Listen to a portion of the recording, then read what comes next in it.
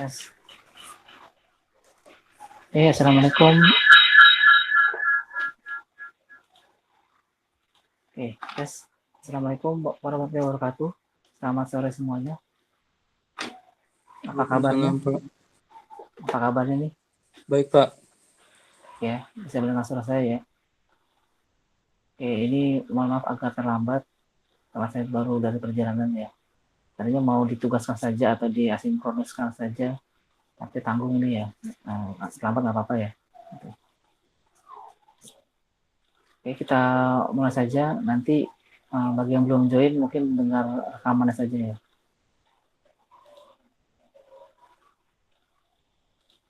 Nah, saya screen atau present dulu ya.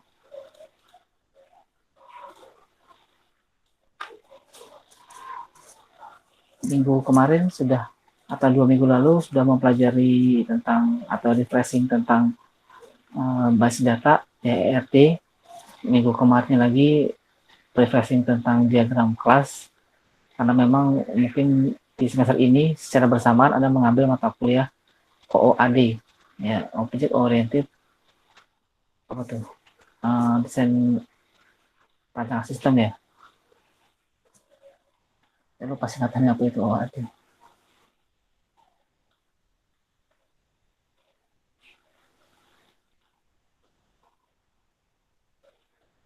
ANSI ya, Analysis Design System berorientasi objek ya. Nah, di diagram kelas dan apa namanya dan database yang ERD ini akan berkaitan ya. Meskipun nanti kita judulnya sistem basis data berorientasi objek, secara konsep kita menggunakan diagram kelas sebagai dasar penyimpanan data sementara, sebagai dasar penggunaan dan dasar pemrograman juga. Di sisi lain kita juga tetap menggunakan database relasional sebagai media penyimpanan data yang sebenarnya. Jadi database atau kelas diagram yang Anda rancang ini akan menjadi permodelan untuk pemrograman berorientasi objek. Kalau yang masa lalu Anda mengenal flowchart atau mengenal flowchart sebagai dasar atau sebagai modeling untuk perancangan program berbasis prosedural. Ya, prosedur itu berarti dari awal kemudian next, bertahap demi tahap dilalui ya. Kalau berorientasi objek, membuat program dasarnya atau bagian utamanya adalah objek atau nanti ada kelas. Nah, nanti sambil saya jelaskan hari ini diagram pemrograman OOP, mungkin diagram kelasnya akan berubah, maksudnya disesuaikan gitu ya. Mungkin ada banyak, kemarin kan saya minta konversi dari diagram ERD menjadi diagram kelas. Ya, sebenarnya nggak salah juga. Tapi nanti apakah pemrogramannya juga pas seperti itu, ya, sambil dikoreksi diagram kelasnya, sambil Anda mempelajari OOP atau Object Oriented Programming-nya. Ya.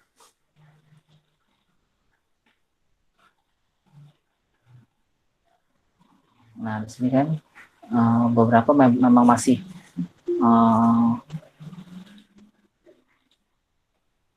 konversi secara apa adanya ya. Kalau misalkan kemarin pelanggan memesan barang, maka ya relasi kelasnya pelanggan memesan barang seperti ini. Ya tidak salah juga, nanti begitu penerapan ke pemrogramannya, nanti akan ada penyesuaian atau akan ada penambahan kelas gitu ya. Saya lihat ya, apa namanya, tugas yang diagram kelas minggu lalu. Ini apa ya? Rancangan basis data sub-unit program Yayasan Inspirasi.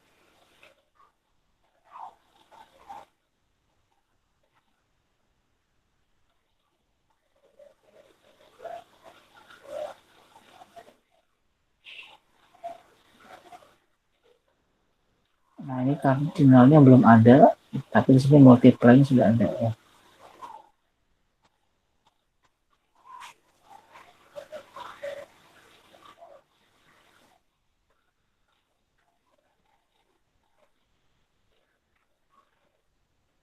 Sebagian sudah menerapkan memang mengonversi apa adanya ke diagram kelas. Sebagian lagi mungkin sekalian menerapkan OOP-nya ya.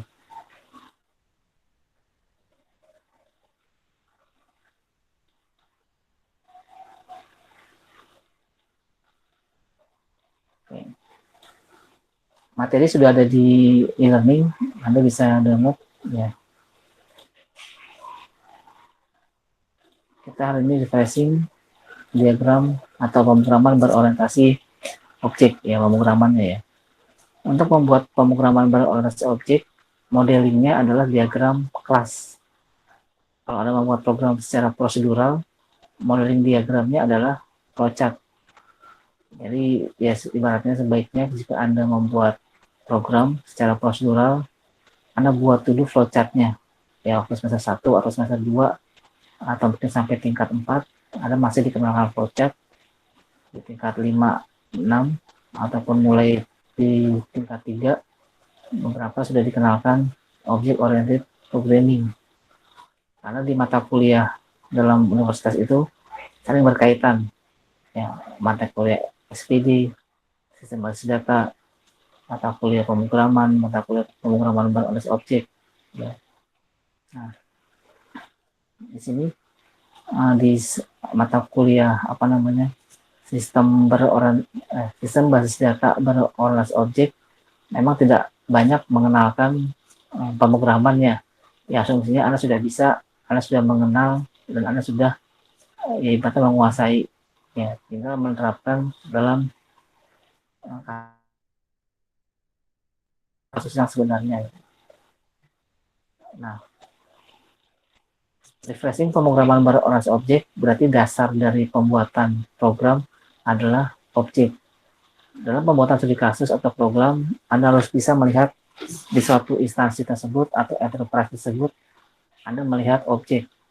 Dan dasarnya adalah objek. Ya. Anda membuat kelas-kelas, kemudian nanti dibuatkan objek untuk berinteraksi dan menjalankan program. Nah, sebelum jauh ke situ, apa itu objek? Nah, di sini ada istilah objek dikarakteristikan atau dikarakterisasi oleh atribut atau sifat. Ya, jadi kalau ada benda, misalnya kata benda ya, benda nanti dia punya sifat atau punya karakteristik yang membedakan benda satu dengan benda lain itu adalah objek. Ya sekalian refreshing, mungkin masih ada yang belum mengenal objek seperti ini ya, objek. Misalkan mobil punya atribut transmisi atau tipe transmisi, warna, dan manufaktur. Ya. Jadi kalau tipe transmisinya diketahui, warna diketahui, manufaktur diketahui, oh itu adalah mobil. Ya. Jadi kalau nanti ada tambahan atribut lain, itu pasti bukan mobil. Ya. Kemudian dalam objek mengenal tingkah laku atau perilaku atau nanti yang disebut metode. Ya. Mobil perilakunya atau fungsinya atau kemampuannya apa saja. Ya, belok, rem, dan maju atau gas. Ya, gas itu atau ya ibaratnya gas bisa maju, bisa mundur. Tergantung nanti ada setting transmisi yang dilakukan ya. Nah, ini objek mobil. Kemudian ini atributnya. Kemudian ini perilakunya atau tingkah lakunya. Nah, bagaimana kita membuat program dari elemen ini? Ya, nanti kita lihat ya, bagaimana cara membuat program di elemen ini yang berorientasi objek. Kemudian singa, misalkan ada objek namanya singa. Nah, ada benda namanya singa. Nah, kenapa singa dikatakan benda? Ya, karena benda ada dua ya, benda hidup dan benda mati. Jangan lupa ya. Singa itu tetap benda, punya sifat, atribut, berat, warna, bisa apa namanya status lapar, bisa jinak atau status sifat ya liar atau jinak. Nah, Atribut ini dibuat dan ditentukan sesuai dengan kebutuhan. Ya mungkin masih banyak lagi sifat-sifat atau atribut singa. Ya, tapi di program kita membutuhkan ini saja. Gitu. Jadi tidak harus selalu lengkap atribut singa itu dimasukkan sebagai atribut. Jadi kalau Anda ingin membuat program beratas objek, Anda harus belajar biologi singa, enggak juga gitu ya. Memang sebutuhnya Anda, tapi kalau memang Anda tidak tahu ada apa saja atributnya, ya terpaksa harus belajar biologi dan belajar ilmu lain. Nah, jadi atribut ini tergantung dari kebutuhan programnya. Kan biasanya ada analis dulu. Ya, ada analis yang akan melihat dan menentukan atribut-atribut apa saja yang digunakan untuk objek singa. Jadi pembuat program juga tidak asal. Jadi seperti membuat program prosedural, harusnya kan tidak langsung membuat program. Anda membuat flowchartnya dulu. Biasanya juga membuat OOP, tidak langsung membuat program pada Java. Buat dulu diagram kelasnya. Gitu ya. Nah, tingkah laku, roaring, tidur, berburu. Atau ini suara ya. Apakah suaranya roarnya galak gitu ya. Apakah roarnya sedang lapar. Kesebenarnya yang tahu cuma singa. Tapi kalau kita coba membuat program, mungkin kita sedikit-sedikit bisa membuat program untuk si roar ini. Ya. Nah, setelah kita membuat dan mengetahui objek, nanti di Java ada istilah kelas. Nah, apa itu kelas? Kelas itu secara mudah direpresentasikan adalah apa namanya? Representasi dari sebuah objek itu adalah kelas, atau konsep dari sebuah objek itu adalah kelas yang nantinya sebuah objek akan dibentuk dari sebuah kelas. Jadi kalau Anda ingin membentuk singa, objek singa, maka Anda harus membuat kelas singa dulu. Kenapa namanya sama? Sebenarnya nggak sama namanya. Ya, kelas singa, nah objeknya Anda bisa bedakan. Bisa singa 1, singa 2, atau singa 3. Ya. Sebenarnya singa 1 dan singa 2 beda. Ya. Apa bedanya? Oh, mungkin warnanya. Oh, mungkin jenis kelaminnya. Oh, mungkin tinggi badannya. Ya, tergantung atribut yang ditentukan. Nah, perbedaan value dari atribut-atribut ini menciptakan objek-objek yang beragam atau banyak. Ya, tergantung kebutuhan. Saya mau membuat objek singa dengan panjang sekian, kemudian tinggi sekian, warna sekian, jenis kelamin sekian. Jadilah satu objek yang namanya singa 1 atau singa. Singa A boleh, singa 1 boleh. Atau kalau mau kasih nama boleh, singa John atau siapa gitu. Nah, jadi setiap Anda ingin membuat kelas, ingin membuat objek, Anda buat dulu kelasnya. Jadi konsep objek, representasi objek, cara kerja objek, Anda rangkai dulu, Anda manufaktur dulu ke dalam kelas. Ya. Jadi kalau objek itu bisa berenang, kelasnya juga harus ada fungsi berenang. Ya. Kalau objeknya bisa tadi roaring atau mengaum, ya, kelasnya juga harus ada metode mengaum. Kalau tidak ada, ya objek nggak akan bisa apa-apa. Kelasnya harus mempunyai perilaku tersebut atau cara kerja perilaku tersebut. Nah tadi, sini ya. Misalkan tadi ada kelas mobil, ya sama-sama tadi ada kelas singa. Nah, kelas mobil dapat digunakan untuk membuat objek-objek mobil yang diinginkan, yang Anda inginkan atau yang Anda perlukan. Ya, misalkan saja karena mobil itu banyak, dicontohkan saja di sini objek mobil A, objek mobil B. Apa bedanya mobil A dan mobil B? Atau mobil 1 dan mobil 2? Ya, lihat value-nya. Kita berikan nilai yang berbeda. Bagaimana nilai sama? Pasti ada bedanya. Kalau mobilnya sama persis, belinya bareng, mereknya bareng, terakhirnya beda, itu plat nomornya. Ya. Nanti akan dibedakan plat nomornya. Supaya apa dibedakan? Supaya ada perbedaannya. Jika mobil A berbuat kesalahan lalu lintas, ya memang yang terkena adalah A, si mobil A, yang mengendari mobil A. Mobil B yang mungkin mobilnya sama, harusnya kan tidak terkena kan.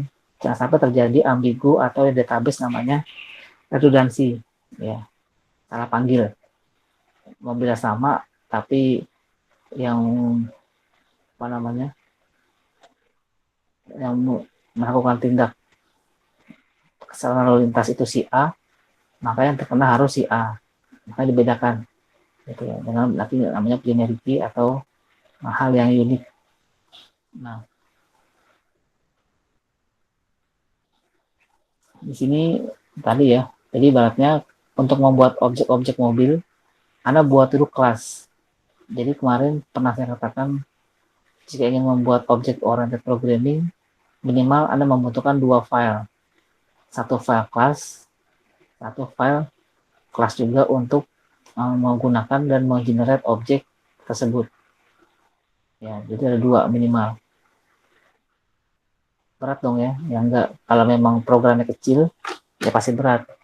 Karena Anda harus membuat dan manufaktur dulu sebuah kelas, baru membuat program yang sebenarnya di dalam kelas yang satu lagi. Nah, kelas satu lagi nanti disebut kelas yang ada void main-nya, atau ada main atau program utamanya. Ya, jadi kalau programnya kecil menggunakan OOP ya agak berat karena persiapannya banyak.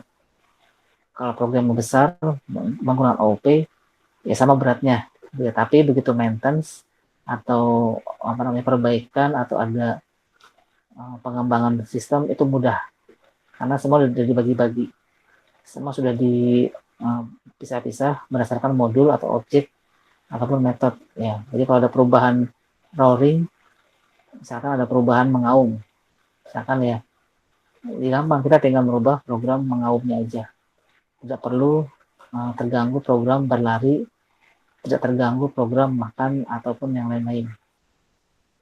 Nah, ini misalnya. Nah, ada kelas mobil, variable instance, nomor plat, warna, manufaktur, kecepatan. Nanti disebut variable instance atau instansi atau variable si kelas. Ini yang dasar membentuk database berorientasi objek. Ya, ini kan data nih, disimpan dalam sebuah kelas, nanti diisi menjadi objek. Ya. Nah, metode si objek A tadi, si mobil A tadi bisa apa aja? Sama dong harusnya. Karena menggunakan kelas mobil, berarti mobil A dan mobil B sama-sama mempunyai fungsi akselerasi, bisa maju, bisa mundur, ya, bisa mempunyai metode belok, ya, bisa mempunyai metode rem. Nah, secara global mungkin ini aja nih. Nah, cara teknis nanti bagaimana kalau maju? Oh, kalau maju adalah kalau di game ya, pemrograman game itu kalau maju berarti koordinatnya bertambah. Ya, kalau mundur berarti koordinatnya berkurang. Gimana kalau belok? Ya kalau belok sama, koordinat bertambah atau berkurang, tapi ditambah manuver-manuver gitu ya, ditambah suatu perhitungan manuver yang dilakukan. Itu kalau pemrograman game ya. Nah, apakah mobil-mobil ini punya atau bisa punya fungsi yang berbeda? Secara fungsi utama sama, akselerasi, tapi secara fungsi atau sifat tambahan, ya sifat perbedaan tambahan itu masih bisa. Nanti kan di Java mengenal metode apa namanya overriding. Overriding berarti metode utama yang dimodifikasi sesuai dengan perilaku objek yang dibuat, ya. Misalnya overriding berarti objek, misalnya metode yang berasal dari kelas kemudian termodifikasi sesuai dengan perilaku si objek override. Nah, secara gampang misalkan manusia ya, ada orang tua atau ayah, dia punya metode marah. Nah, marahnya kan nggak marah ya, modal punya anak secara inheritance atau secara generate objek, harusnya si anak itu punya sifat marah. Ya sama gitu, anak itu juga punya sifat marah, tapi marahnya berbeda, jadi override sama si anak, dimodifikasi oleh si anak. Mungkin seorang tua marahnya tidak terkontrol, nah si anak marahnya dapat terkontrol, nah, itu overriding, override ya, sama-sama dapat metode marah, tapi ada perbedaan, ada penambahan atau pengurangan fungsi atau program di metode tersebut. Nah, jadi konsep OOP ini sama persis seperti konsep kehidupan nyata. Ya, karena kan IT memang berangkat dari logis-logis atau ya kehidupan nyata. Ya. Jadi harusnya Anda mempelajari objek oriented programming itu sangat mudah karena sangat dekat dengan kehidupan kita. Ada mengenal objek, mengenal perilaku yang memang itu adanya. Kita manusia pasti punya atau sebagai objek punya sifat-sifat sebagai variable instance dan punya metode instance atau fungsi-fungsinya. Jika kita punya keturunan, kemungkinan memiliki metode yang sama, yang pasti ya kan human juga atau manusia juga, tapi mempunyai overriding yang berbeda. Gitu. Nah, ini apa namanya? Udah ya.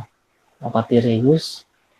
Nah, dapat reuse maksudnya setiap objek-objek mobil pasti menggunakan sifat dan variabel dari kelas mobil. Makanya dalam perancangan jangan ada yang lupa atributnya. Ya, kalau mobil atributnya apa aja yang ditentukan, itu fungsinya analis atau perancangan sistem. Begitu dibuatkan program, ada yang lupa. Ya sebenarnya tinggal ditambah aja ya, tapi kan untuk penambahan sebuah variabel, apalagi di tengah-tengah project, itu kan riskan. Harus diberitahu dulu ke analisnya, dikonfirm dulu apakah benar ini diperlukan. Sama tahu si analis emang sudah menemukan variabel tersebut, tapi sifatnya kalau di diagram RT itu sifatnya dapat dihitung atau derivatif ya, seperti umur kan memang variabel juga, tapi umur tidak perlu disimpan atau tidak perlu dibuat atributnya karena dapat dihitung atau derivatif. Nah, ini contoh instansiasi kelas yang dia sudah sering mendengar dan agak bosan juga ya. Ini kelas spasi objek sama dengan new class. Itu kan sintaks atau bentuk umumnya. String spasi str2 sama dengan new string. Loh, string kok jadi kelas? Nah, dalam Java string adalah kelas. Ya. Karena string kelas dia punya metode. Apa metodenya yang Anda ketahui? Concat, substring. Ya, itu fungsi-fungsi string yang nanti akan dibuatkan menjadi kelas. Nah, sama juga misalkan, ini kalau string ya, string str2 sama dengan hello. Nah, ini contoh aja cara mendeklarasikan sebuah kelas. Nah, lebih lanjut, ini metode dulu ya, belum. Metode, apa sih metode? Metode sebenarnya dalam sebuah pemrograman prosedural itu bentuk lainnya adalah prosedur dan function. Atau prosedur atau function. Ya, kan beda nih kalau di prosedural. Kalau di pemrograman OOP menyebutnya satu kata yaitu metode ya, atau metode. Jadi kalau Anda bicara pemrograman, tanya dulu apa paradigma yang digunakan. Oh, prosedural. Berarti dia kalau prosedural mengenalnya prosedur dan function. Ya, prosedur atau function. Kalau di pemrograman OOP dia hanya mengenal atau kita hanya mengenal metode atau satu kata yaitu metode atau metode ini. Nah, karena ini metode dalam paradigma OOP, sifat-sifatnya dapat mengembalikan nilai atau tidak sama sekali, atau tidak mengembalikan nilai. Itu kan fungsi dari prosedur dan function dalam pemrograman OOP. Jadi kalau Anda masih bingung tentang metode, ya sama seperti prosedur dan function pada OOP. Cuman kalau di object oriented programming, apa namanya metode gitu ya. Tadi di prosedural ya, sorry ya. Di prosedural mengenalnya prosedur dan function. Gitu. Kemudian dapat menerima beberapa parameter yang dibutuhkan atau tidak ada. Nah, sama kan seperti prosedur dan function. Dia bisa menambahkan variabel atau tidak sama sekali. Ya, mungkin yang pernah belajar OOP dikali lagi karena nanti akan digunakan sebagai bahasa pemrogramannya. Ya. Nah, di nomor 3 ini apa namanya? Nanti akan ada sifat yaitu overriding yang tadi saya salah ya di depan. Overriding itu pemodifikasian metode isi programnya. Kalau overriding bisa menambahkan atau ada perbedaan parameter yang diberikan di metode yang sama. Jadi sama-sama metode apa namanya cari misalkan sama-sama metode cari tapi ada yang diberikan satu variabel satu parameter, ada yang diberikan dua parameter yaitu overriding. Nah, nomor 3, setelah metode telah selesai dieksekusi akan kembali ke metode pemanggilnya ya seperti prosedur. Jika prosedur sudah selesai ya balik lagi ke program yang setelah prosedur ya, jadi kayak lompat-lompat gitu. Nah, jika Anda masih bingung, Anda kembali lagi ke program yang prosedural, Anda cek lagi bagaimana prosedur dan function itu bekerja. Akan sama persis ya, akan sama persis seperti metode pada object oriented programming. Tapi bedanya dia cuma satu kata. Nah, bagaimana membedakan yang bisa mengembalikan nilai atau tidak? Tinggal ada istilah void atau ada variabelnya, ada tipe datanya. Kalau void berarti tidak mengembalikan nilai. Kalau ada variabel dalam metodenya, ada tipe data dalam variabelnya, itu harus mengembalikan nilai meskipun 0, ya return 0, gitu. Atau dipaksa return false atau return apa gitu. Nah, kalau program Java, ritual awalnya seperti kita mempelajari pemrograman yang lainnya, ritual awal adalah hello world. Jika Anda bisa menampilkan hello world di satu bahasa pemrograman, ya selamat, Anda sudah menyelesaikan satu langkah dalam menguasai pemrograman tersebut atau bahasa pemrograman tersebut. Ya, pasti ya, karena kan jika Anda ingin belajar Java, tapi ini hello world-nya belum jalan, atau masih ada error dan Anda tidak bisa memperbaiki, bagaimana Anda melanjutkan ke program yang tadi ada kelas, ada objek, ada overriding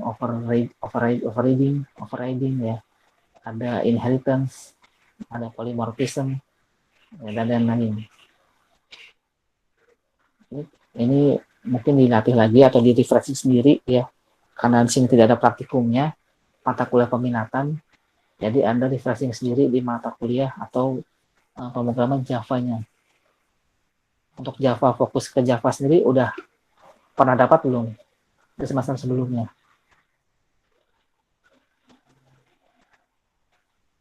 Ayo kelas ini udah ya kayaknya ya. Sudah Pak. Udah ya, nanti tinggal di refreshing lagi. Oke, terima kasih. Bagaimana cara program Java bekerja. Jadi sebenarnya kalau mau gampang ya, atau ini berjalan mudah, berjalan gampang, Anda tinggal buat program ya yang menggunakan database, itu sudah selesai tujuan dari mata kuliah ini. Tinggal dirancang diagram kelasnya, dirancang bagaimana kelas objek itu berada, ya selesai mata kuliah ini. Gitu. Nah, contoh di sini adalah ada pemrograman prosedural. Ya, yang masih bingung pemrograman prosedural itu seperti apa, ya seperti ini. Ya. Ada int tinggi, int alas. Ini sama-sama menggunakan Java ya. Ini Java nih bahasa pemrogramannya. Jadi tidak selalu pemrograman Java dikondisikan sebagai OOP, tergantung orangnya. Gitu. pemrograman Java bisa juga dibuat prosedural. Ya sebenarnya memang prosedural, tinggal Anda memanggil method atau function atau apa kelas, ya seperti itu aja kan sebenarnya. Ini dengan bahasa pemrograman Java, user segitiga. Jika Anda ingin menghitung luas segitiga di suatu bahasa pemrograman prosedural, Anda cukup membuat satu file ini yang terlihat, ya, yaitu Anda secara klasik mengidentifikasi atau mendeklarasi variabel alas tinggi luas, ya, int, int, float, kemudian dimasukkan nilainya, ya, kemudian dihitung luas sama dengan alas kali tinggi dibagi 2. Karena ini levelnya sama, ya begini aja, nggak usah pakai kurung-kurung, ya. Kemudian cetak. Luas segitiga adalah luas, atau luas segitiga pertama ini adalah luas. Ya, luasnya berapa dihitung dari variabel, ya. Nah, luas segitiga ini jika ada segitiga yang lain bagaimana? Ini baru segitiga satu. Nah, jika ada segitiga yang lain, ya ulangi lagi, masukkan alas lagi yang lain. Alas, tinggi, hitung luas, bagi 2 dan cetak. Nah, jika seperti ini kan nilai variabel alasnya akan tertimpah atau tertiban atau terganti. Memang ada akal supaya tidak terganti, tertiban atau terganti, yaitu dengan array. Dengan array, variabelnya akan berganti. Gitu. Tadi kan ya tergantung kebutuhan. Kalau memang sekedar mau menyimpan banyak nilai, Anda tinggal menggunakan array. Nah, artinya jika Anda membuat program secara prosedural, ya ini aja programnya. Simple kan? Input, proses, output. Jadi kalau memang programnya simple, ya sebaiknya gunakan prosedural. Atau programnya sederhana, gunakan prosedural. Nah, misalkan ini, kita coba konversi menjadi OOP. Ya, Object Oriented Programming. Nah, pertama tadi, jika kita ingin membuat OOP, kita cari tahu dulu di program ini atau di kasus yang kita ingin buat programnya, objeknya apa ya yang terdapat di sini. Di sini terdapat objek segitiga. Ya. Segitiga adalah bangun ruang. Ya. Bangun datar ya, saya lupa. Pokoknya ada bangun ruang ya, misalkan ya. Bangun ruang segitiga yang segitiga ini. Kemudian apa yang membedakan bangun ruang segitiga dengan bangun ruang segi empat, segi yang lain? Poligon lah, pentagon, heksagon, apa bedanya? Bedanya segitiga punya alas, punya tinggi. Ya, alasnya berapa, tingginya berapa. Kalau persegi panjang, dia punya panjang, dia punya lebar. Beda ya atributnya, beda sifatnya. Ada sama nggak dengan objek bangun ruang lainnya? Nggak ada sama kan? Segitiga, segi empat, persegi panjang, sifatnya beda. Jadi itu perbedaan sifatnya. Nah, berarti kita dapat satu objek namanya segitiga. Nah, kalau kita akan membuat objek segitiga, berarti kita buat dulu kelas segitiga. Ya, kelas segitiga. Kelas segitiga ini mempunyai variabel alas, tinggi, luas. Ya, alas, tinggi, luas. Kemudian di sini ada segitiga lagi, int alas, int tinggi. Dis titik alas sama dengan alas, dis titik tinggi sama dengan tinggi. Nah, ada yang tahu nggak ini apa? Ini sebuah metode. Nama metodenya apa? Bukan segitiga ya, artinya jenis metodenya apa gitu. Ada yang masih ingat nggak di OOP? Di OOP ada metode yang namanya sama dengan nama kelas. Tuh, kalau dilihat-lihat. Tuh, ini error nggak Pak? Enggak. Memang ada nama metode yang namanya sama dengan nama kelas. Nah, apakah itu metodenya? Ada yang tahu nggak? Masih ingat nggak? Fungsinya untuk membentuk. Ya. Konstruktor mungkin Pak. Ya, konstruktor ya. Untuk membentuk berarti ya. membentuk itu konstruktor. Jika tidak ada metode ini, objek tidak bisa dibuat. Ya. Objek tidak bisa dikonstruk, dibentuk, dibuat ya. Jadi kalau kita ingin memasukkan variabel ke dalam objek segitiga yang ini, kelas, nggak bisa gitu. Kecuali ada konstruktornya. Jadi public segitiga, EMT kelas, EMT tinggi tergantung variabelnya, this, supaya tidak ambigu, mana this alas, mana alas yang punyanya hasil lemparan variabel dari program lain. Nah, tinggal masukkan aja. Gitu ya. Nanti konsep ini dikenal ada getter, ada setter gitu ya. Oke aja deh. Nah, setelah membuat konstruktor, kita membuat metode yang kita gunakan. Yaitu tadi perilakunya, metodenya. Di program sebelumnya, ini program menghitung luas segitiga. Berarti fungsi dari segitiganya dihitung luas, kan itu. Fungsi segitiga yang ada di program prosedural adalah menghitung luas segitiga. Ya udah, beri nama aja metodenya, hitung luas. Nah, ada kaidah jika suatu kata itu dimulai dengan huruf besar, berarti dia adalah kelas. Jika dimulai huruf kecil, maka dia metode biasa atau bahkan variabel. Ya.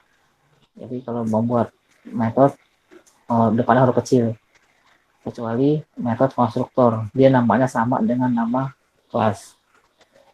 Nah, kita punya metode hitung luas. Untuk menghitung luas, ya tinggal hitung seperti biasa rumusnya. This luas artinya variabel yang di sini, ya this alas kali tinggi bagi 2. Kemudian sistem out primen, luas segitiga adalah luas. Nah, ini adalah program kelas dari segitiga. Jika di-compile, hasilnya apa? Kalau program sebelumnya di-compile, ada keluarannya kan, langsung.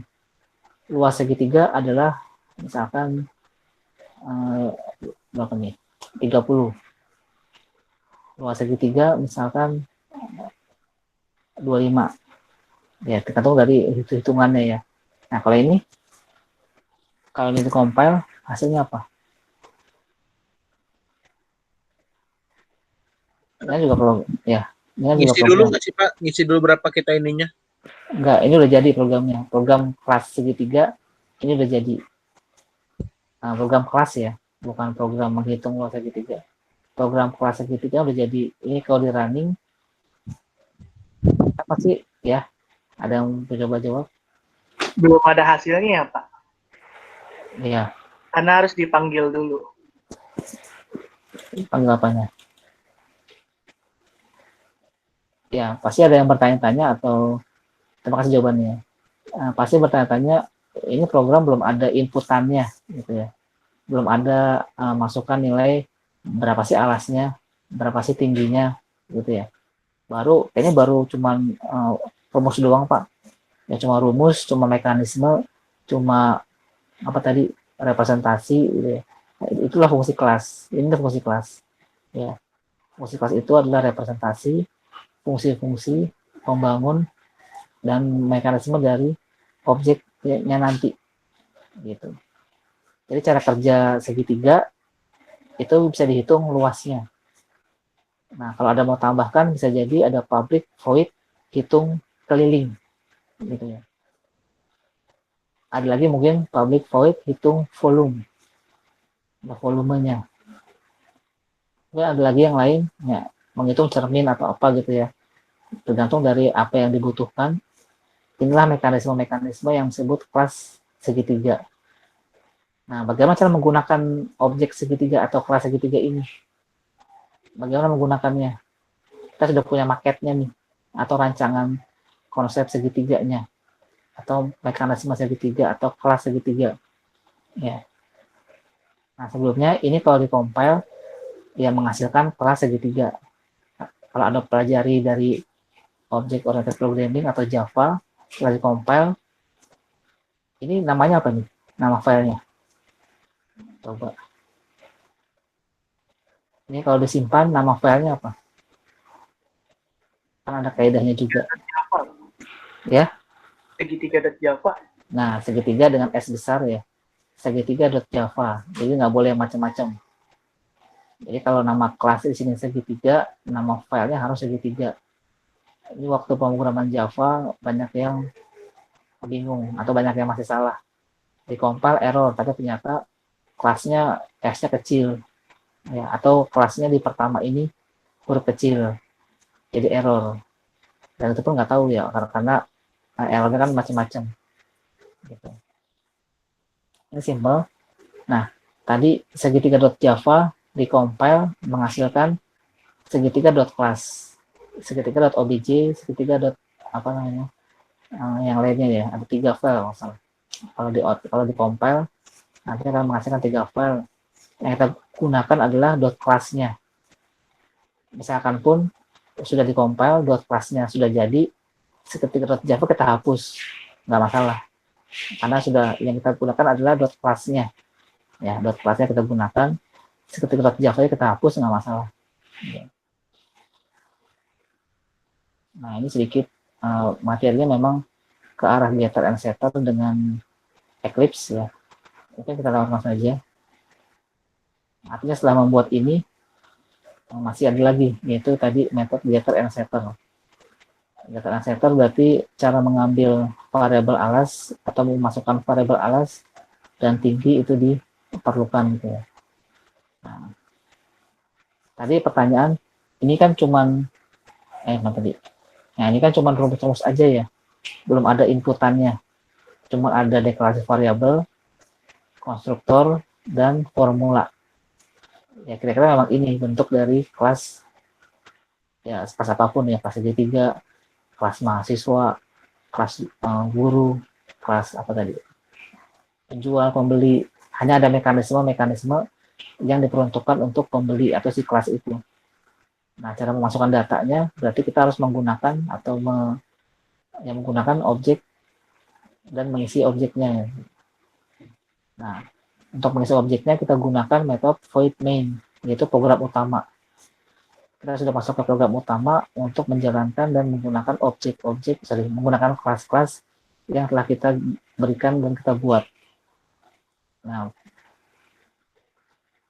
pertama ya langsung aja segitiga class spasi objek sama dengan new class.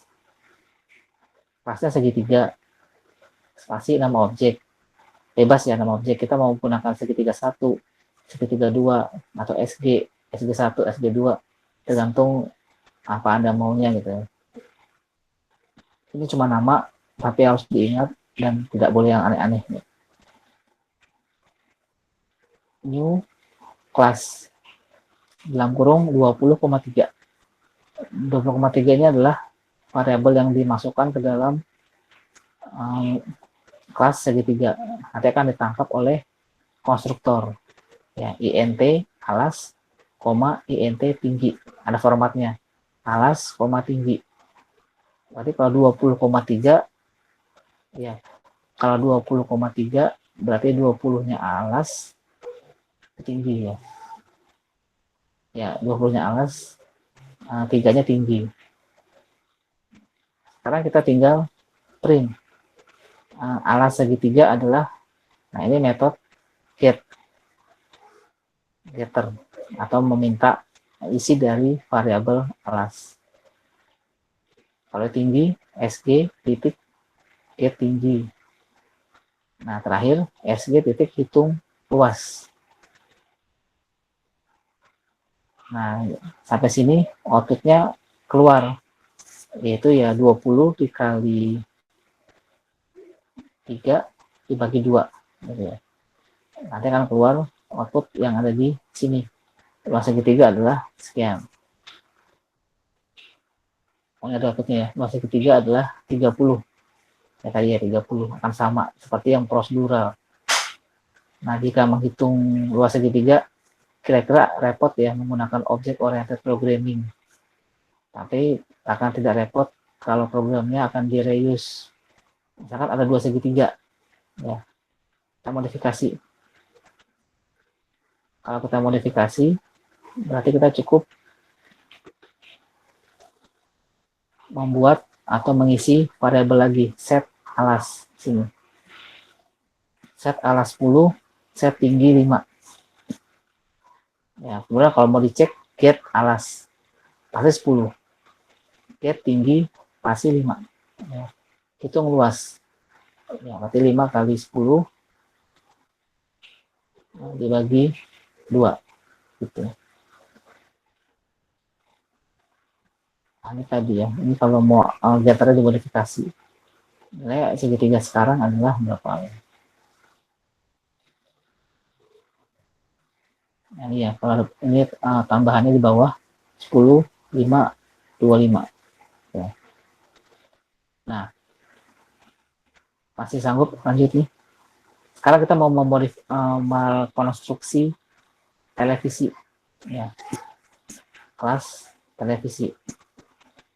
Tahu mekanisme televisi, tahu cara kerja televisi, tahu cara menggunakan televisi, tahu ya.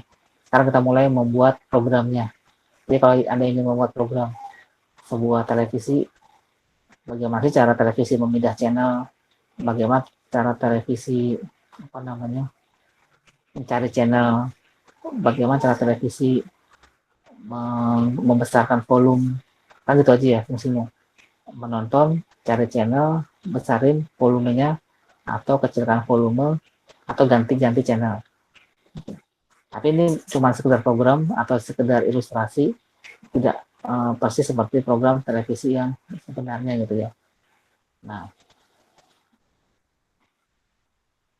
karena sudah tahu kita punya objek televisi, ya kita buat dulu kelas yang merepresentasikan objek televisi dari variabel, mekanisme, ataupun cara kerja kita codingkan dulu dalam kelas televisi. Ya. Kita rancang televisi dengan variabel-variabel yang dibutuhkan. Ini bermodel private modifier ya. Kemudian modifier ini akan menandakan, kalau private akan menandakan variabel ini hanya bisa diakses oleh kelas yang di sini aja, kelas televisi aja. Private string deskripsi, private int jumlah channel, private string channels, private int channel aktif, private int volume. Nah, ini kira-kira variabel yang dibutuhkan. Tapi kalau televisi sekarang banyak banget variabel yang dibutuhkan, tambahan lainnya ya. Belum USB, belum nanti ada ganti ke HDMI, nanti macam-macam ya. Nah, kemudian konstruktor. Ya. Konstruktor ya. Konstruktor pertama kali asumsinya jika Anda baru beli televisi, ya, baru beli televisi, variabel mana yang akan terisi? Yang akan terisi adalah variabel deskripsi dan jumlah channel.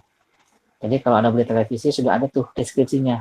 Jadi jika ada nyalain TV, misalkan blank, tiba-tiba mungkin beberapa merek tidak blank tapi memunculkan kata atau mereknya, ya LG gitu ya, atau apa, ya, memunculkan nama mereknya.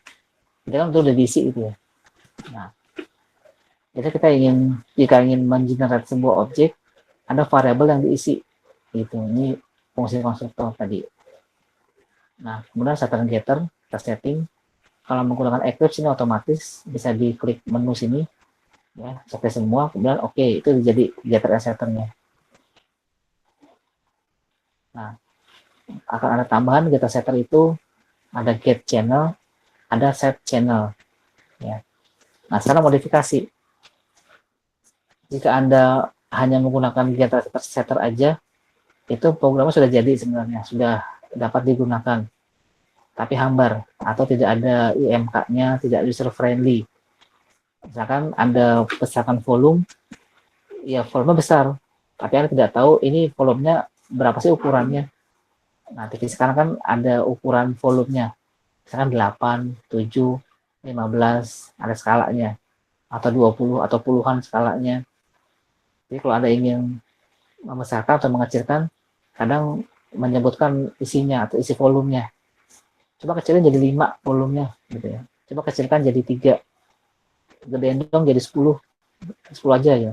Kadang begitu. Atau ada pengukurannya supaya nanti bisa lebih mudah komunikasi atau user friendly ya. Nah, untuk membuat yang seperti itu ada 8, 7 ya. Kita modifikasi getter and setternya. Nah, misalkan ini public string get channels. Get channels berarti akan meminta channels yang akan ditampilkan. Jadi jika ada membeli TV, menyalakan TV langsung ke dalam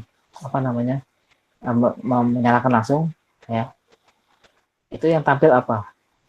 Itu kan get channel ya. TV akan mencari channel apa yang sudah aktif dalam TV-nya, dalam memori TV-nya. Ya. Kalau TV baru, TV zaman sekarang, begitu dicolok antena, dicolok ke listrik, itu sudah bisa ada tampilan channelnya. Kalau TV dulu, begitu dicolokin ke listrik, ada antenanya dipasang, maka yang keluar adalah semut. Ya, gambar-gambar semut yang berlarian gitu ya. Itu kan animasi aja. Nah, ini juga sama sih. Sistem OutPrint belum ada channel yang di set atau gambar semut yang berlarian, atau itu artinya belum ada channelnya. Jadi kalau Anda pertama kali membeli TV, menyalakan TV-nya, maka yang keluar adalah tergantung manufakturnya. Ada semut, ada deskripsinya, ya, ada apa gitu ya. Nah, sekarang kita set atau kita scan ya, ibaratnya zaman sekarang. Kita scan channel-channel yang ada di udara atau ada di sekitar. Nah, saat scan, kan TV ada daya tampungnya. Tapi kalau TV sekarang nggak ada ya, semuanya bisa masuk. Nah, maksimal 100 atau berapa gitu semuanya. Nah, masukkan channel, jika channelnya melebihi maksimum atau kemampuan TV menyimpan, maka ya kalau di program secara sopan kita katakan, maaf, TV ini tidak dapat menampung sekian channel. Atau kalau di TV yang sebenarnya mungkin tidak tersimpan gitu ya. Kalau berhasil tersimpan, maka tersimpan gitu ya, informasi update. Nah, kemudian kita ingin mengganti TV gitu ya. Nah, saat mengganti TV, kan tadi kita sudah menyimpan jumlah channelnya. Misalkan jumlah channel hanya mampu menampung 10 ya. Kira input 11. Boleh nggak? Boleh. Tapi kan harusnya nggak boleh. Nah, itu diprogramkan gitu maksudnya. Kalau memang di TV itu terjadi, yang keluar semut lagi. Ya, gambar semut yang berlarian. Itu kan juga sekedar animasi atau pemberitahuan kalau channel nggak ada. Ya, jangan sampai blank, dikira rusak gitu ya. Nah, ini jika channelnya lebih dari maksimum channel yang ada, maka yang keluar adalah belum di set atau gambar semut atau apalah gitu ya. Nah, jika ada channel yang yang dimaksud itu, maka langsung pindah ke channel apa. Saya pencet nomor 3 di remote ya 3. Dan ternyata 3 itu adalah ACTI. Maka pindah ke channel ACTI. Saya pencet nomor 12. Ternyata itu maksimumnya cuma 10. Yang keluar adalah gambar semut. Ya, itu kan logika-logika aja. Ya, ceritanya kita sedang memanufaktur sebuah televisi. Gitu. Sekarang volume. Nah, kalau volume kan bebas aja ya. Ada pencet maju, nama 1, pencet mundur, nurun 1. Nah, sini asumsinya jika ada memberikan nilai berapapun di volume, akan berubah volumenya sesuai dengan nomornya. Ada ganti 8, langsung berubah 8. Nah, ada program TV yang begitu Anda ganti atau Anda perbesar atau perkecil, itu belum dilakukan perubahan volumenya. Nah, kalau Anda perhatikan beberapa TV, Anda mau gedein, ada maju-majukan atau tambah volumenya, kan belum besar volumenya kan. Begitu ada lepas, baru besar volumenya. Ada yang begitu ada pencet maju atau naikkan volumenya langsung besar. Ada yang pencet turun langsung turun volumenya. Ada yang pencet ke atas tadi atau perbesar volume tapi tidak langsung volumenya besar. Ya, itu kan logika-logika pemrograman ya. di sini tempatnya gitu, atau set volume. Nah, TV ini mekanisme sudah jadi, dapat digunakan nggak? Ya beli dulu TV-nya. Gitu. Ini kan cuma mekanisme atau konsepnya. Jika ingin menggunakan, maka Anda harus menggunakan dan membuat objek. Nah, misalkan televisi, spasi TV sama dengan new televisi. Kelas, spasi objek sama dengan new kelas. Berikan string atau berikan parameter dan berikan isinya untuk membangun konstruktor yang mengkonstruk. Deskripsi TV tempo dulu, ya kayak gini ya tulisannya, 14 inch dan 10 channel, ya 10 channels. Nah ternyata diasumsikan ada dua nih, ya ada semua channel yang di udara, ada channel favorit array ya. Kalau semua channel berarti semua yang ada di udara nih, ada TV, TV kan saking lama ini, mungkin ada nggak kenal TV. Trans TV, Metro, TVRI, TVG, Antv gitu.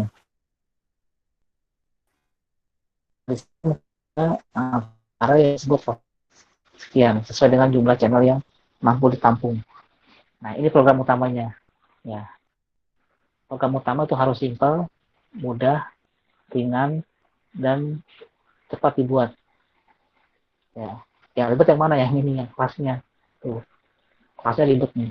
Ada modifikasi, ada jika channelnya kurang dari sekian, berapa volumenya, berapa apa konstruktornya. Ya.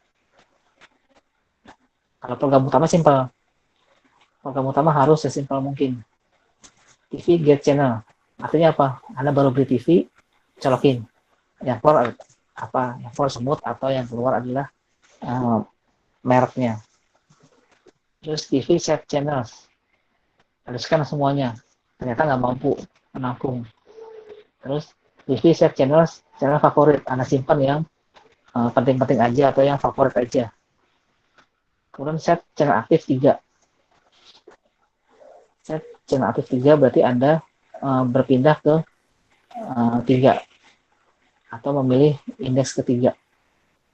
Nah, yang mana nih? Dari channel favorit, indeks ketiga, TV-nya apa? Atau channelnya apa? Coba. Kalau di input 3, yang keluar channel apa?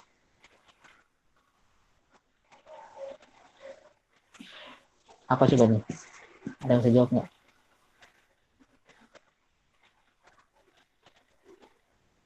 Indeks ketiga dari array ini apa gitu ya, gampangnya kan? Indeks ketiga dari array yang channel favorit itu apa? Kelihatan nggak? Kalau nggak kelihatan ada zoom sendiri. Zoom in.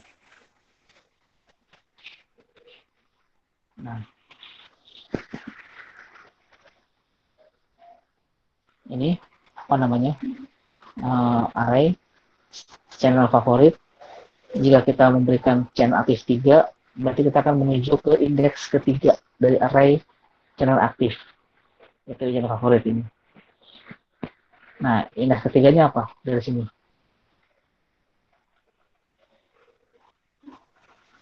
Ayo. Memang kalau ditanyakan indeks ke berapa dari array, agak lama loadingnya. Apa nih jawabannya? RCTI, LaTV, Metro, Indosiar, Trans TV, TPI. Nah, TPI ada udah kenal ya. Indosiar, Pak. Indeks ketiga. Oke, ada yang mengatakan indeks 3 adalah Indosiar. Yang lain, simpan dulu nih.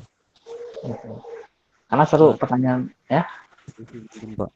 Indeks ketiga ya. Ya, indeks ketiga ada yang mengatakan LaTV. Oke, simpan dulu ya. Yang mungkin ada jawaban lain, ada pendapat mungkin dia ada yang menguatkan gitu. LaTV, Pak. LaTV.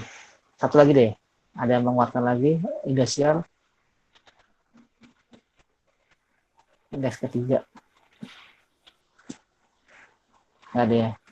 Bingung. LaTV, Pak. Bener, Pak. Ya, LaTV. Nah, apa namanya? Indeks ke itu dalam sebuah array kan dihitung dari 0 ya. Ingat motonya, programmers always counting by zero. Programmer selalu menghitung dari nol gitu ya. Berarti mbak-mbak SPBU tuh programmernya. ECTI itu kan indeks 0. 0, 1, 2, 3. Berarti 3 adalah nativi. Gitu. Ya, jadi ketika kita memberikan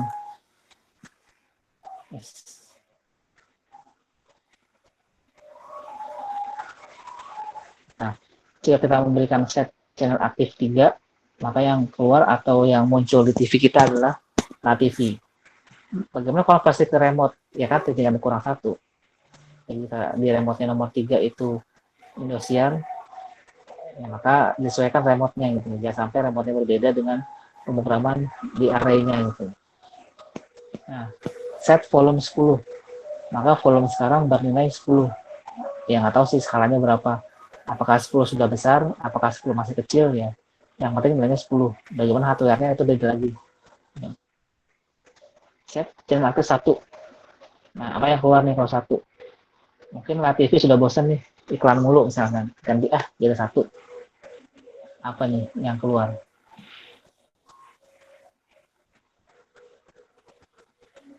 Pasti kalau yang 1, kalau 1 ini indeks pertama yang keluar adalah SCTV. Karena nolnya SCTI, 0, 1. Ya. Nah, ini program utama dan juga sekaligus mengilustrasikan perilaku user. Ya, perilaku si user. Anda gitu ya, atau saya juga. Kalau kita nyalakan TV atau mau menonton TV, nyalakan dulu. Nah, biasanya begitu nyalakan kan di awal program get channel pasti. Terakhir Anda nonton apa? PCTI. Maka itu yang akan diputarkan lagi atau ditampilkan lagi. Kalau Anda sudah pernah men-scan, ya nggak usah lagi gitu ya. Anda langsung ke channel aktif atau volume aktif. Gitu. Nah, perilaku ini kan beda-beda. Ya udah, nggak masalah kalau memang ini contoh user baru gitu ya. New user jika menggunakan TV ya pasti seperti ini. Kalau Anda mungkin nggak usah scan karena sudah tahu dan sudah men-scan semua channel atau channel yang favorit, kemudian ganti-ganti channelnya. Gitu. Nah ini apa namanya? Contoh pemrograman berorientasi objek. Sedapat mungkin kaidahnya kalau menggunakan OOP, program utama yang ada void main-nya itu simple. Kayak gini doang nih. TV get channels, TV set channel aktif 3, atau nanti ada programnya juga, ya, tapi simple. Ya. Yang rumit yang ini, yang metode apa namanya kelasnya. Ada metode ini, metode itu, ada konstruktor, ada ini, ada itu, ya. Banyak ya.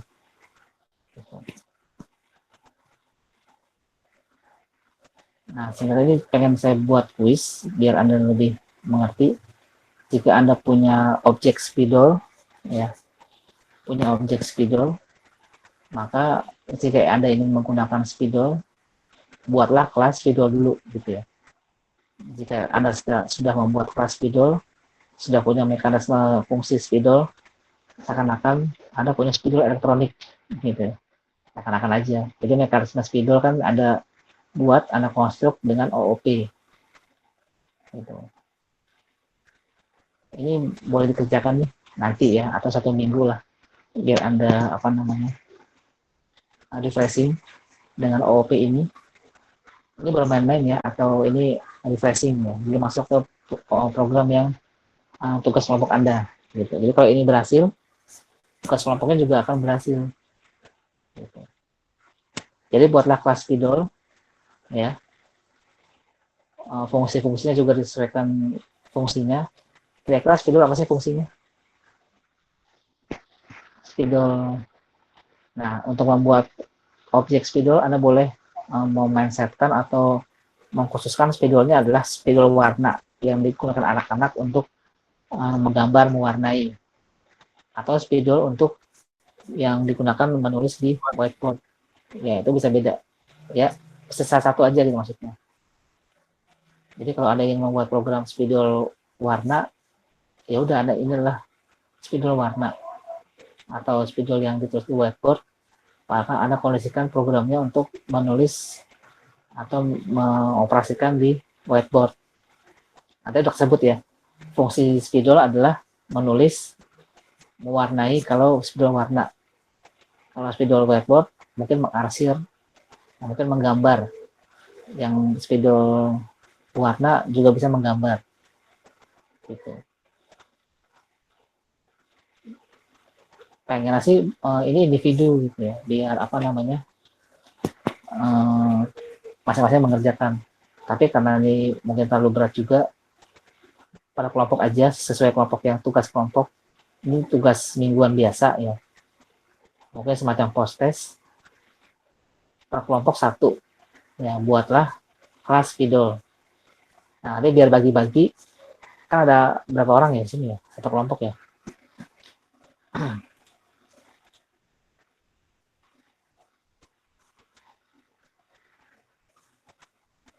Nah, pas nih 3 orang ya, kurang sih ini. Nah, kalau 3 orang berarti orang pertama membuat kelas spidol ya, yang program bukan utama ya, membuat kelas yang pertama yaitu kelas spidol. Jika ingin bagi kelompok nih ya, OOP-nya berjalan, berarti orang pertama dalam kelompok Anda membuat kelas spidol. Kelompok kedua, anggota yang kedua membuat kelas spidol untuk pengguna. Ya, untuk pengguna. Yang orang ketiga sama membuat kelas spidol untuk ya. Jadi kalau digambarkan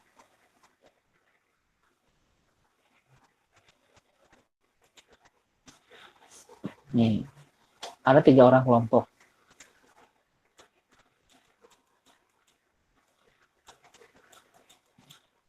Ya, 3 orang kelompok. Oh, 5 anggota. Nah, kalau 5 anggota lebih bagus.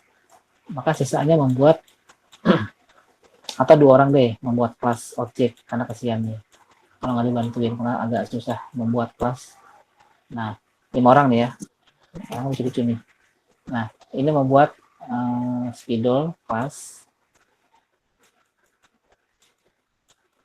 Boleh diasumsikan spidol yang digunakan mereka semua ini spidol warna atau spidol whiteboard ya, terserah, itu pas tentukan dulu, karena nggak mungkin spidol whiteboard diwarnain di kertas, nanti kertasnya bolong karena terlalu banyak tintanya ya, basah itu. Nah, ini kelas spidol, maka di sini ada misalkan SP1, wah, serem ya surat peringatan, SP2, SP3. Nah, ini semua akan menganut atau menggunakan fungsi spidol yang ada di kelas spidol ya, sesuai yang tadi, yang segitiga tadi sama yang televisi tadi. Nah, kira-kira si orang pertama menggunakan spidol ngapain sih? Udah menggambar gitu. Ntar ya, ini 5 menit nih terus kayak gini, fokus. Nah, orang pertama menggambar, orang kedua tulis, boleh 2 ya, misalkan nulis kemudian arsir, kemudian gambar ya. Yang orang ketiga ngapain? Orang ketiga mungkin gambar, ini singkat kata dasar aja biar bisa gampang, dan arsir. Kalau tadi ini sudah mewarnai, berarti menggambar, mewarnai. Bisa tulis nggak? Bisa tulis. Bisa arsir nggak? Bisa. Ya bedanya cuma menggambar. Nah, objek spidol ini punya apa aja atributnya? Sedikit bantu deh. Ada kalau nama enggak ya? Merek ya. Nah, ini maksudnya. Merek. Ada warna.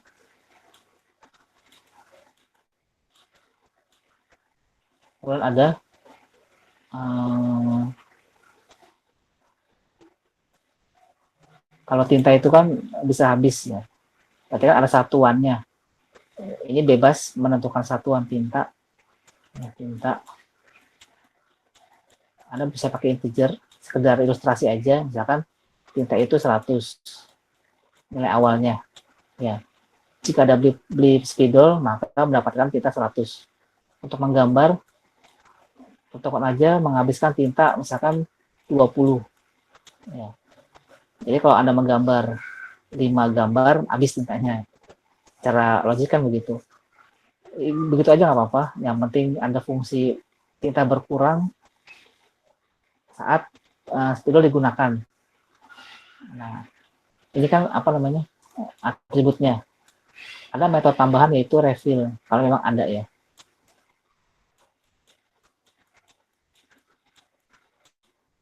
Si refill ini misalkan tintanya sudah 20. Saya nggak tahu ya 20 itu berapa gitu. Atau udah mau habis gitu. Ada refill, ya ditambah aja. Ada refill sampai penuh atau sampai luber gitu. Berarti sekarang sudah 100. Nah, ini kira-kira aja mekanisme spidol itu begini. Sudah elektronik ya. Nah, fungsinya gimana? Misalkan tulis. Ini kan sebuah metode pasti kan tadi. Tulis, gambar, arsir, sebuah metode. Ya bikin aja gini. Tulis, aku menulis. Ketik. Koma. Nah, ini metode kan. Jika kita memberikan fungsi tulis, ketik, aku menulis, maka akan dikirim ke metode tulis dan diproses. Kira-kira untuk menulis kata akan tintanya berkurang lebih sedikit daripada menggambar atau mengarsir. Terserah Anda mau memiliki satuan berapa. Apakah dihitung per kata? 1, 2, 3, 4, 5, 6, 7, 8, 9, 10. Nah, asumsinya satu huruf, satu tinta misalkan. Jadi kalau ada 100 dikurang 10, maka tinta Anda masih 90. Ini nggak apa-apa ya, apa namanya, kira-kira pengurangannya seperti ini. Walaupun secara analog kita nggak tahu, tapi secara digital ya begini cara hitungnya. Ya secara apa namanya, kira-kira atau perhitungan secara digital. Ada pertanyaan? Tugasnya berkelompok atau menggunakan kelompok yang sudah ada. Cara kerja mekanismenya dibagi aja. Siapa yang mengerjakan kelas spidol, mungkin 2 orang. Siapa yang mengerjakan objek-objek spidol. Nah, setelah jadi kelas spidol, maka dikasih tahu metodenya. Tulis, buka kurung, tutup kurung. Terus parameter yang dikirim apa, itu akan menjadi Java Docs yang Anda kenal. Ya, Java Docs yang Anda baca itu adalah yang seperti ini. Ada tulis, buka kurung, tutup kurung. Nanti parameternya apa yang bisa dikirim, variabelnya apa yang bisa dikirim, terus arsir apa variabel yang bisa dikirim, tipe datanya apa yang bisa dikirim, itu akan menjadi Java Docs atau manual Java. Ya, kalau Anda belajar kan sistem out print learn, misalnya apa mau cetak apa? Gimana ya, sistem out print learn. Nanti bisa mengirim apa aja, berupa apa, nanti outputnya seperti apa, itu Java Docs. Nah, jadi kira-kira Anda sekarang membuat Java dan mirip-mirip membuat Java Docs atau manual dari programnya. Ya. Nah, saran saya jika orang yang membuat kelas spidol itu orangnya memang sudah lebih ahli mengcoding atau ahli dalam membuat program. Ya. Karena di sini malah utamanya di sini. Ya, kalau yang pengguna-pengguna itu masih bisa begini aja. Set channel, semua channel, ganti ketiga, atau tadi ya, tulis, buka kurung, aku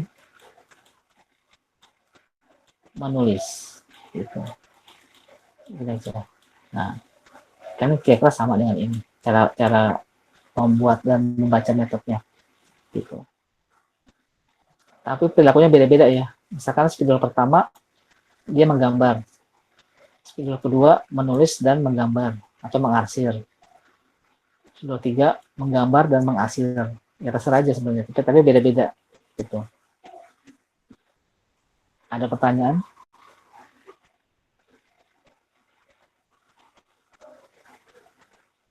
Anda bebas menentukan apa aja variabel spidol, metode spidol, ya bebas.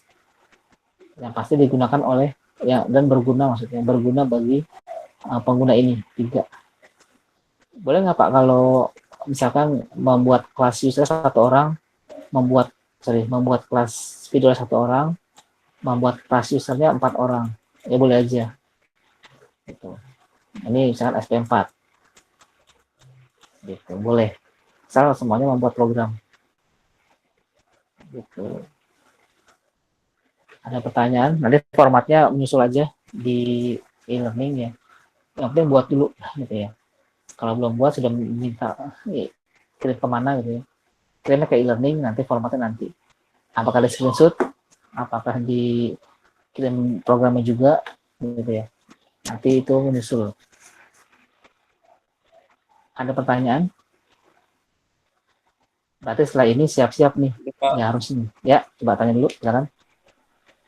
Tidak, Pak. Tidak ada pertanyaan. Oh, tidak ada. Oh, tidak ada. Ya, baik. Berarti setelah ini siap-siap nih. Ya.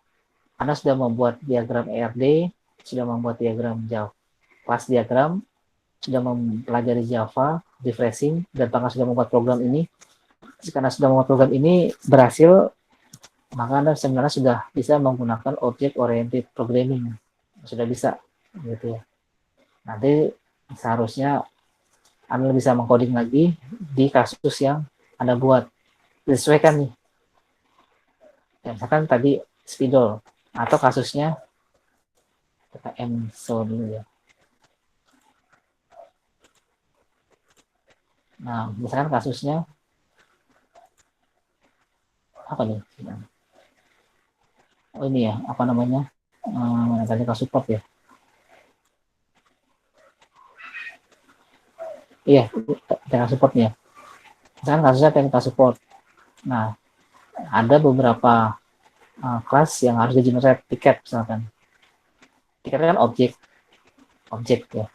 Berarti Anda buat dulu kelas tiket. Kelas pegawai, kelas kategori, kelas status. Nanti gimana void main-nya? Ya sebenarnya perilakunya kan si user membuat tiket.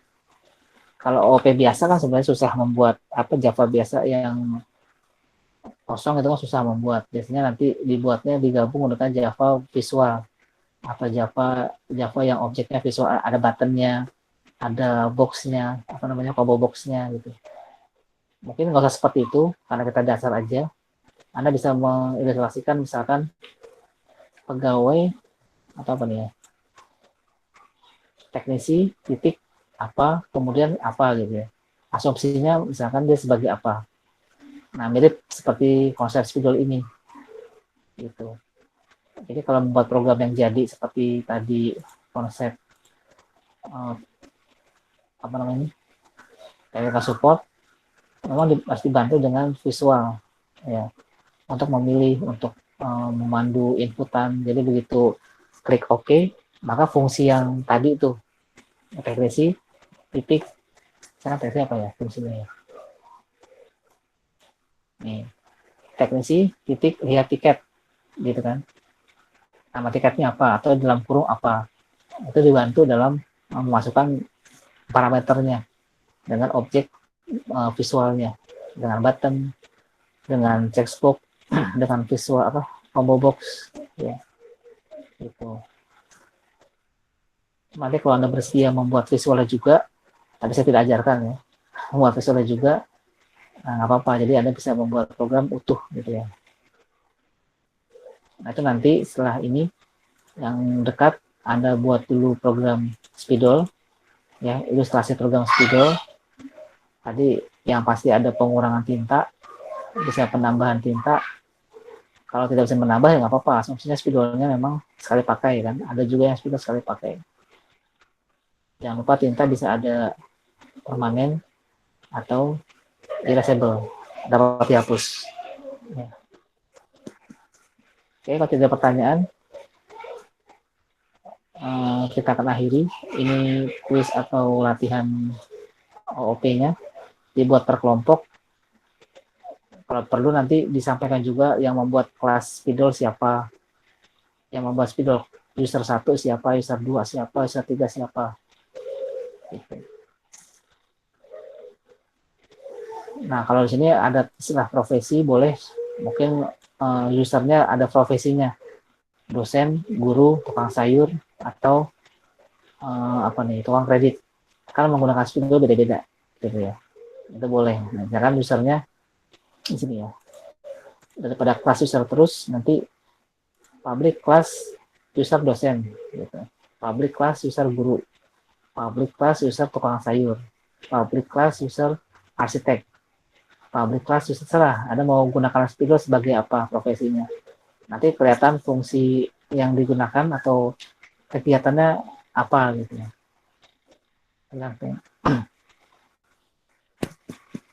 Kita lebih lanjut lagi tentang ini ya, yang dimaksud profesi. Ada pertanyaan lagi sebelum diakhiri?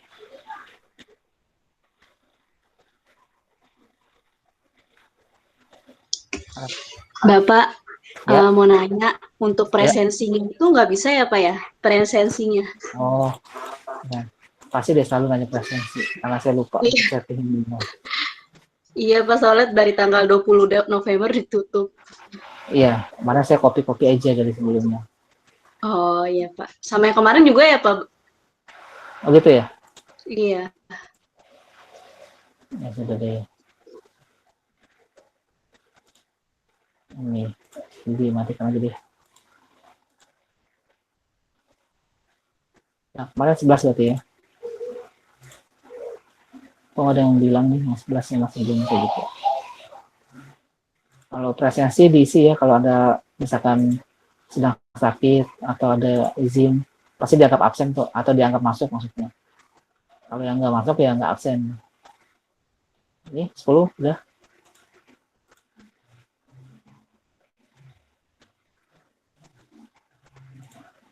Oh iya, untuk semester genap mungkin tatap muka offline ya, sedang dipersiapkan. Menteri pun sudah mengiyakan untuk mengizinkan.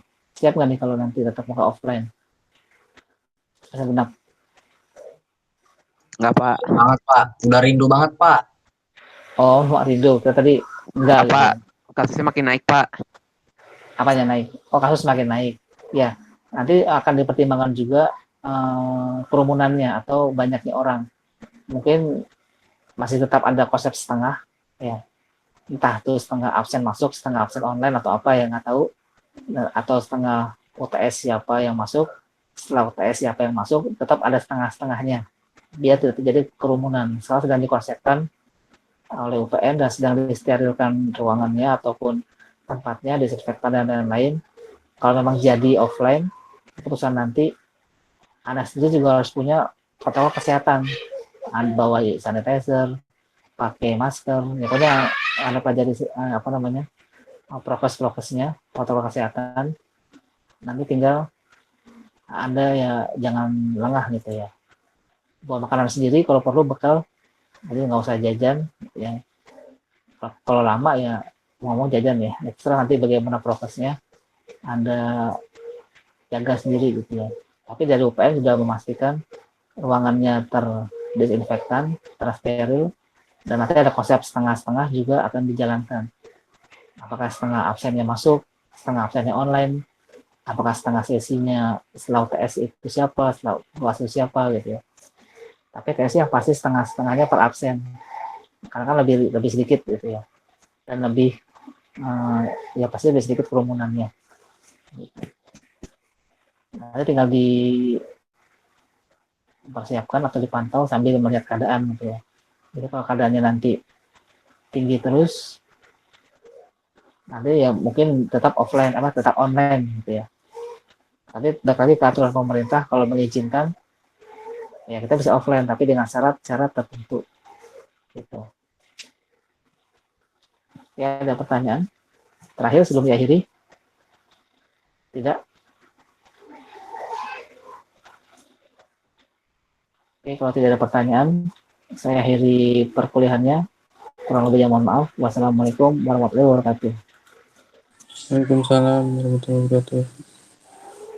Assalamualaikum warahmatullahi wabarakatuh. Terima kasih, Pak. Ya. Ya.